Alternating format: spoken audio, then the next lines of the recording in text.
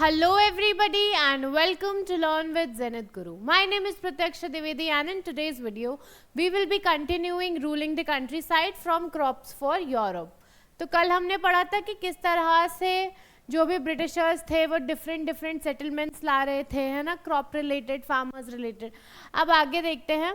The British also realised that countryside could not only yield revenue, ना सिर्फ उन्हें countryside से revenue मिल सकता था बट वहाँ पे वो ब्रिटिश जो चाहते थे वो क्रॉप्स भी लगवा सकते थे, वो वाली खेती भी करवा सकते थे. ठीक है. उसके बाद by the late 18th century जो कंपनी थी वो अपना बेस्ट ट्राई कर रही थी एक्सपैंड करने को अपना कल्टीवेशन किस में, ओपियम और इंडिगो में. ठीक है, ओपियम में और इंडिगो में, ये दो नाम आपको पता होने चाहिए. एंड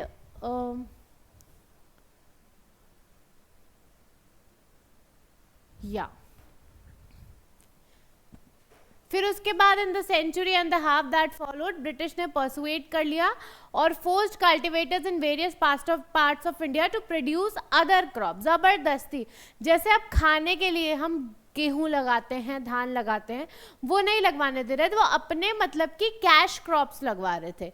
जैसे कि जूट को बंगाल में, टी को असम में, शुगर केन को यूनाइटेड प्रोविंसेस में, व्हीट को पंजाब में, कॉटन को महाराष्ट्र में और पंजाब में, और राइस को मद्रास में. इस तरह से ब्रिटिशर्स जबरदस्ती खेती करवा रहे थे फार्मर्स से.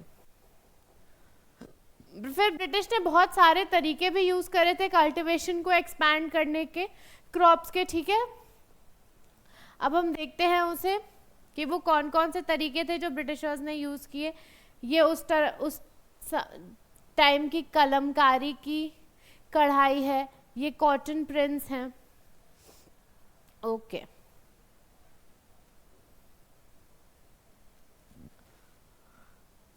जो ये दोनों प्रिंट्स ऊपर थे, इन दोनों में एक रिच ब्लू कलर यूज हुआ है जिसे हम कॉमनली क्या बोलते थे, जिसे हम कॉमनली बोला करते थे इंडिगो. ओके, इंडिगो हुआ करता था ये. Do you know that how this colour was produced, किस तरह से कलर प्रोड्यूस होता था. The blue that you see in these prints was produced by a plant called indigo. Indigo की खेती हुआ करती थी. हाँ, इंडिगो की खेती हुआ करती थी उस टाइम पे. It is likely that the blue dye used in Morris prints in 19th century Britain was manufactured from indigo plants cultivated in India. India के लिए for India was the biggest supplier of indigo in the world that time. मतलब अगर कोई पूछे कि 19th century के time पे Indigo का सबसे बड़ा सप्लायर कौन था पूरे वर्ल्ड में, तो आप बोलेंगे इंडिया था.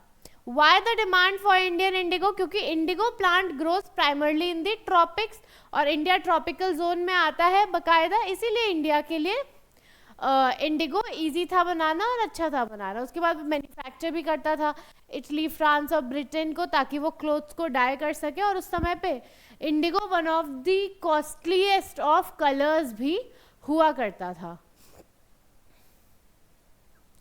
Okay. However, only small amounts of Indian indigo reached the European market and its price was very high. मतलब इंडिगो की खेती क्योंकि इतनी आसान नहीं हुआ करती थी, इसीलिए थोड़ा सा ही क्वांटिटी में वो भेजा जाता था और उसका प्राइस बहुत ज़्यादा हाई हुआ करता था. जो यूरोपियन क्लॉथ मैन्युफैक्चरर्स थे देयरफॉर उन्हें किस पे डिपेंड करना पड़ता था, other plant called woad to make violet and blue dyes. Okay, अब आपको ये पता होना चाहिए कि जो लोग इंडिगो अफोर्ड नहीं कर सकते थे वो किस पे डिपेंड करते थे, तो वो वुड पे डिपेंड करते थे वायलेट और ब्लू डाइज के लिए. Being a plant of the temperate zones, wood was more easily available in Europe. It was grown in the northern Italy, southern France and in parts of Germany and Britain. Worried by the competition from indigo, wood producers in Europe pressurized their government to ban the import of indigo.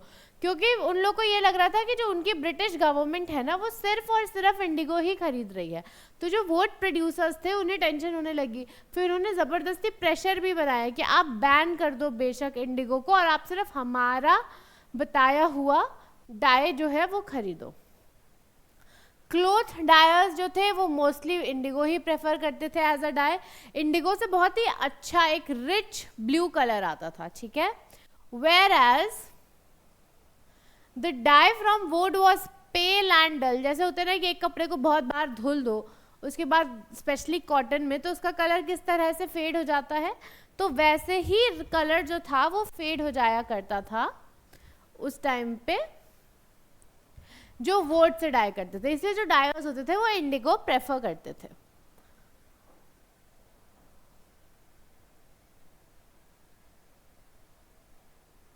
Okay उसके बाद 17th century तक क्या होने लगा, जो European cloth producers थे वो persuade करने लगे गवर्नमेंट को to relax the ban on indigo import, ठीक है, कि इंडिगो के इंपोर्ट पे जो बैन है उसे बंद कर दो। French began cultivation in Indigo, उन्होंने कल्टीवेशन करना चालू कर दिया इंडिगो का। उसके बाद Indigo plantations also came up in many parts of north America. अब जो इंडिगो था वो धीरे धीरे पूरे वर्ल्ड में स्प्रेड हो रहा था, नॉट जस्ट इंडिया, ठीक है। फ्रेंच ने स्टार्ट कर दिया, English started in Jamaica, Spanish ने वेनेजुएला में, और उसके बाद बहुत सारे पार्ट्स में, इनफैक्ट अमेरिका तक इंडिगो प्लांटेशंस जो थे वो हुए थे।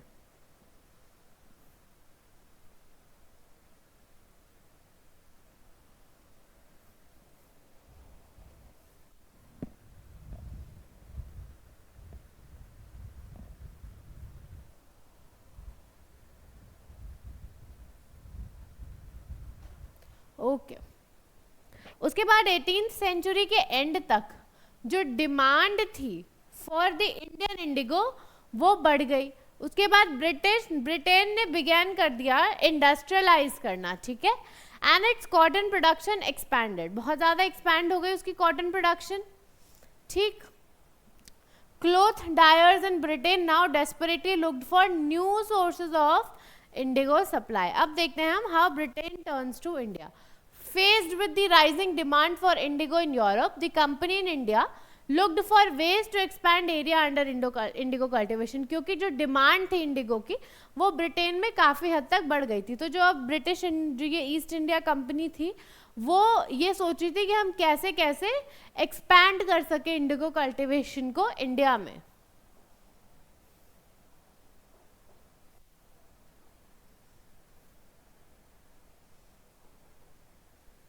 From the last decades of the 18th century, indigo cultivation in Bengal expanded rapidly.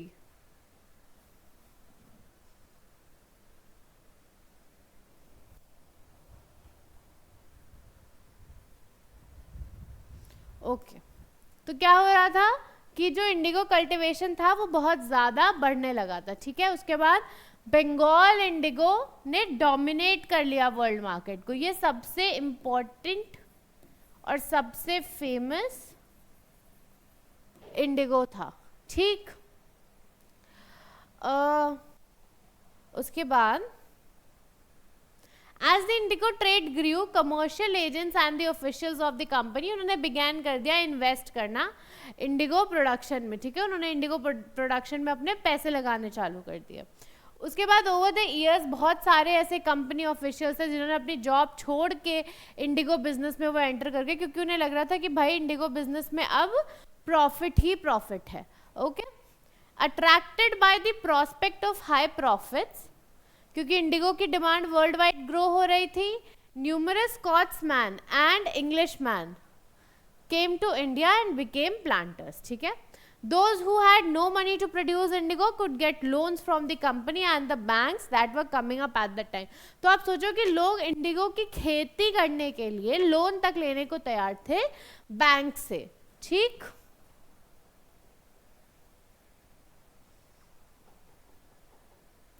Now let's see कि इंडिगो किस तरह से कल्टीवेट होता था।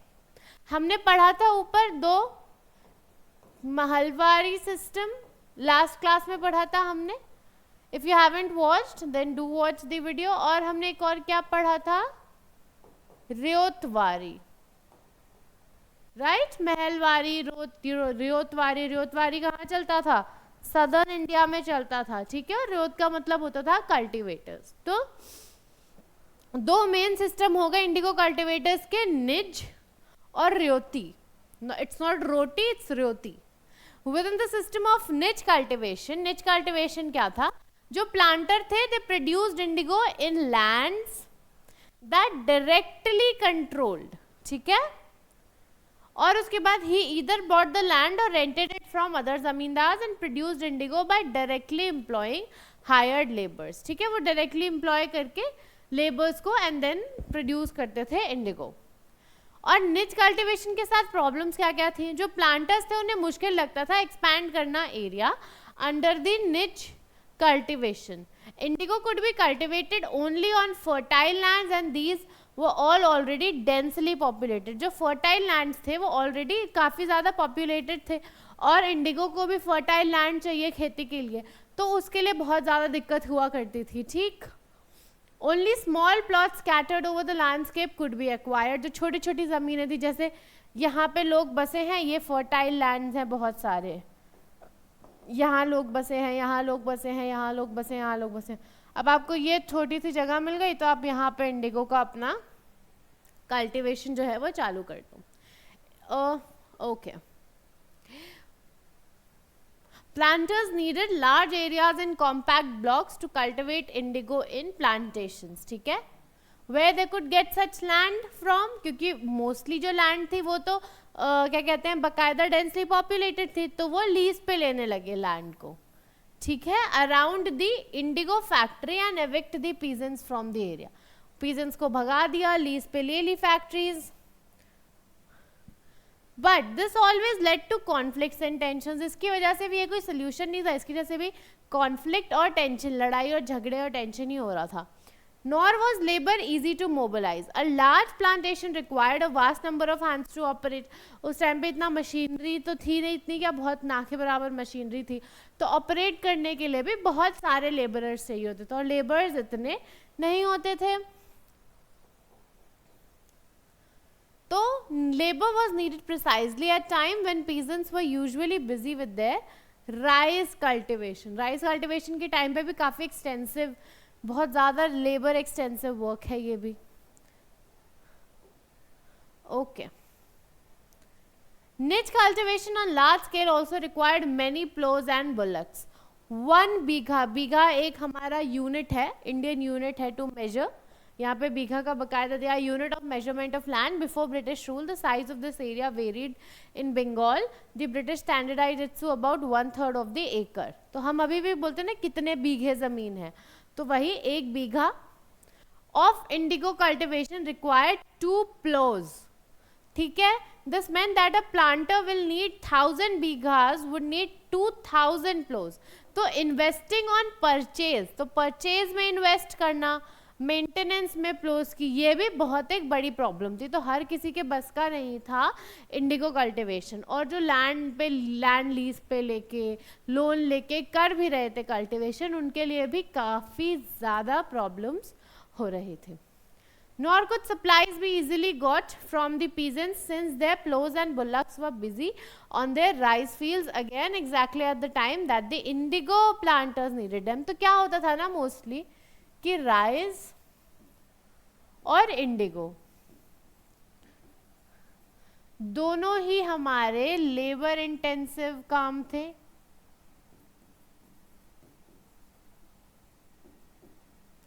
राइट, दोनों ही हमारे क्या थे, लेबर इंटेंसिव काम थे, और दोनों के टाइम पे दोनों का टाइमिंग इतना क्लैश होता था कि लोग राइस में बिजी रहते थे और इंडिगो कल्टीवेटर्स या फार्मलैंड्स के लिए लेबरर्स मिलते ही नहीं थे। उसके बाद लेट 19th सेंचुरी तक planters were therefore reluctant to expand the area under nij cultivation, less than 25% of the land producing indigo was under this system, ठीक है, and what is the system, it is the niche system, fine, the rest was under the alternative mode of cultivation जो कि था हमारा रियोटी system. अब हम पढ़ते हैं indigo on the ryots. Ryots, what was ryots, ryots means cultivators, और इससे पहले हमने क्या पढ़ा था, ryotwari system, right,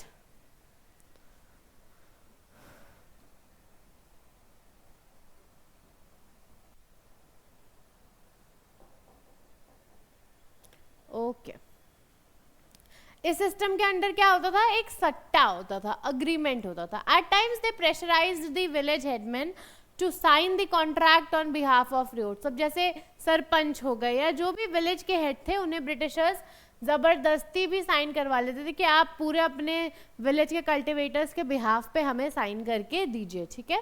those who signed the contract got cash advances. ठीक है, प्लांटर्स से लो रेट्स ऑफ इंटरेस्ट पे, ताकि वो सिर्फ और सिर्फ इंडिगो उगा सके. ठीक है. But the loan committed the ryot to cultivating indigo on at least 25% of the area under is holding. तो आप जितना भी आपका लैंड है उसके 25% एरिया पे आपको कंपल्सरी है इंडिगो उगाना. The planter provided the seed and the drill, while the cultivators prepared the soil, sowed the seed and looked after the crop. तो मेजर जो काम था वो कल्टीवेटर्स का ही था. ओके.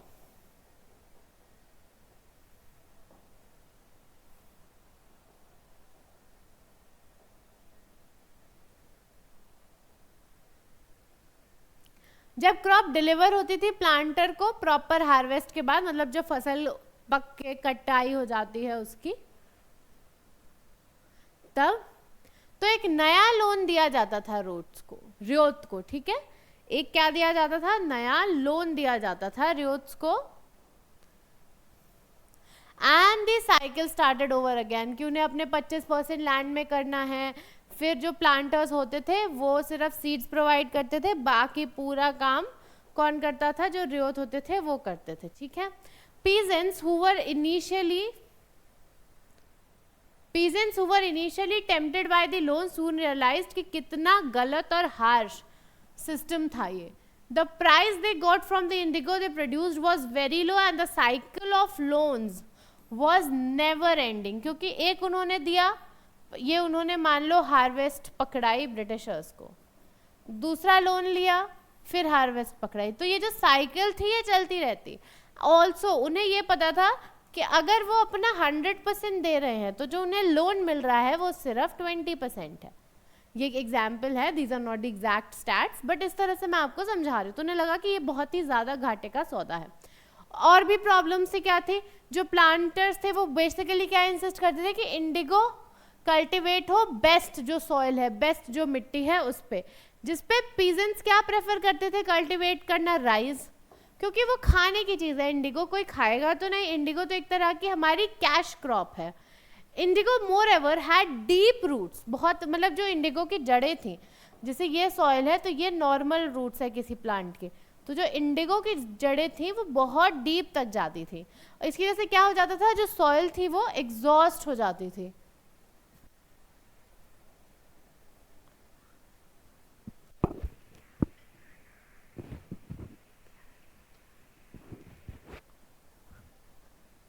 और उससे क्या होता था, अब जब सॉइल में इतनी डीप तक रूट्स पेनिट्रेट हो जाते हैं ना, तो जो सॉइल होती है वो एग्जॉस्ट हो जाती है.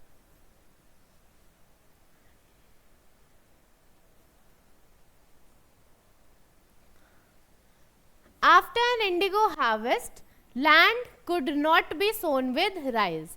क्योंकि लैंड एग्जॉस्ट हो चुका है तो उसके बाद वो 25% लैंड पे वो चावल उगा ही नहीं सकते थे, जो वो चाहते तब भी नहीं हो पाता.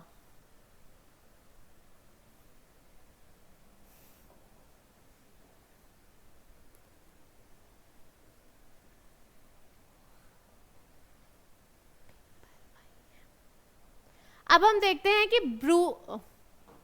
ब्लू रेबेलियन क्या था और ब्लू रेबेलियन के बाद क्या हुआ. मार्च 1859 में बहुत सारे रियोट्स बंगाल में उन्होंने मना कर दिया कि हम अब इंडिगो नहीं उगाएंगे, क्योंकि इंडिगो की वजह से इनफ एक्सप्लॉयटेशन हो चुका था फार्मर्स का. As the rebellion spread ryots refuse to pay rents to the planters. ठीक है. और उन्होंने अटैक कर दिया इंडिगो फैक्ट्रीज को. ठीक है. किसके साथ, अपने तलवारों के साथ, जो बोस थे उसके साथ. Women turned up to fight with pots, pans and kitchen implements, कि मतलब चकला, बेलन, तवा, कढ़ाई जो भी आया उसी से women started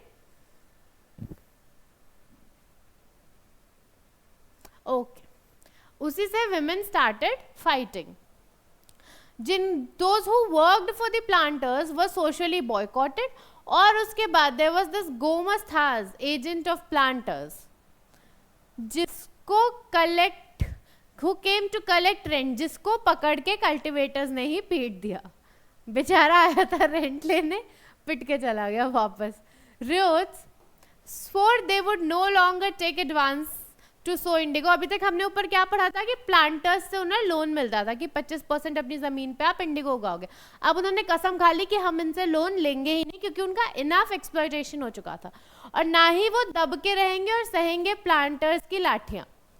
द लाठी wielded strong men maintained by the planters, वो क्योंकि वो लाठियों से मारा करते थे अक्सर। ओके जो इंडिगो सिस्टम था वो इंटेंसली ऑप्रेसिव था, ये तो अभी तक हम समझ गए कि बहुत ज़्यादा एक्सप्लॉयटेशन हो रहा था इंडिगो सिस्टम के under. But those who are oppressed do not always rise up in the rebellion, they do so only at times. और उसी टाइम क्या हुआ 1859 में, जो इंडिगो रियोट्स थे उन्हें लगा कि उन्हें सपोर्ट होगा किसका, लोकल जमींदार्स का और विलेज हेडमैन का, जो कि विलेज हेडमैन कौन होता है, सरपंच होते हैं, राइट।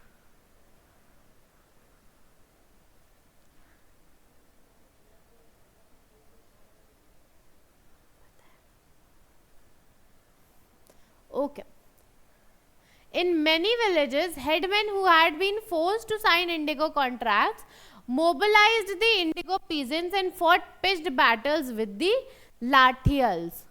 लाठियल्स कौन थे, जो लाठियों से मारने के लिए जो प्रॉपर उन लोगों ने लोग रखे थे वो। उसके बाद और जगह में जो जमींदार थे went around village urging ryots to resist the planters, कि भैया आप रेजिस्ट करो जब प्लांटर्स आए। These zamindars were unhappy with the increasing power of the planters and angry at being forced by the planters to give them land on long leases. तो अब जो जमींदार थे वो भी अपना जो सपोर्ट था उसे वापस ले रहे थे। हाँ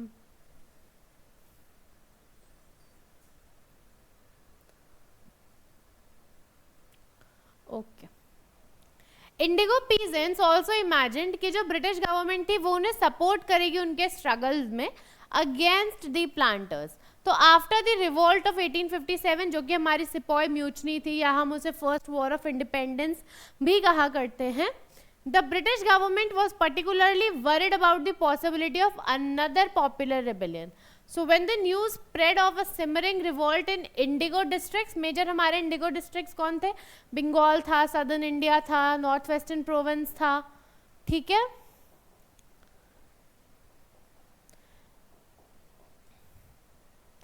जो उस टाइम के लेफ्टिनेंट गवर्नर थे उन्होंने टूर किया रीजन को विंटर में, और ryots saw the tour as a sign of government sympathy for their plight. उन्हें लगा कि गवर्नमेंट हमारे साथ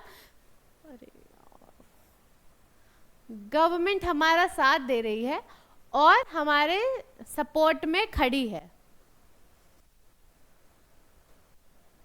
उसके बाद when in barsat the magistrate Ashley Eden issued a notice stating that ryots would not be compelled to accept indigo contracts, मतलब उन्हें जबरदस्ती नहीं बोला जाएगा कि आप इंडिगो कॉन्ट्रैक्ट को एक्सेप्ट करें। Word went around that Queen Victoria ने ऐसा डिक्लेयर किया है कि indigo need not be sown, कि इंडिगो उगाने की भी इतनी ज़रूरत नहीं है। उसके बाद एडन ने ट्राई किया कि वो पीजेंट्स को जो उनकी सिचुएशन है, ऐसी एक्सप्लोसिव सिचुएशन है, ठीक है, उससे निकाल पाए, but this action was read as support for the rebellion. उसके बाद वो जो रेबेलियन है वो स्प्रेड हुआ इंटेलेक्चुअल्स कैलकटा से, और वो उन्होंने जल्दी जल्दी इंडिगो डिस्ट्रिक्ट्स जो थे वो वहाँ पे गए, उन्होंने लिखा the misery of the रियोट्स,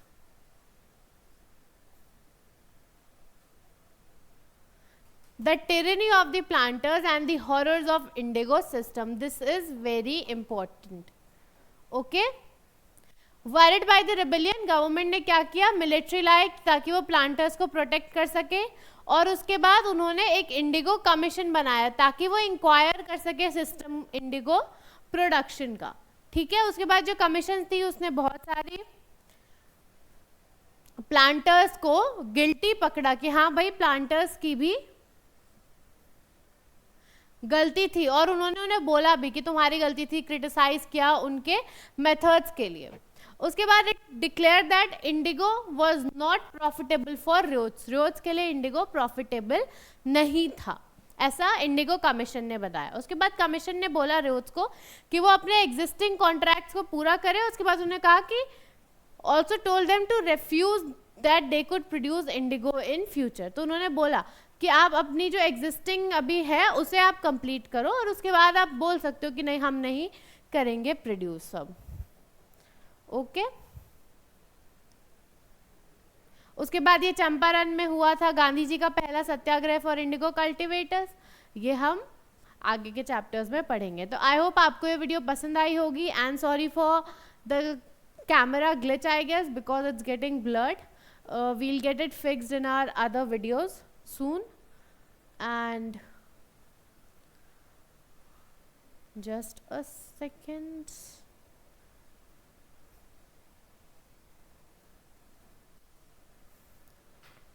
Okay, and thank you for watching the video.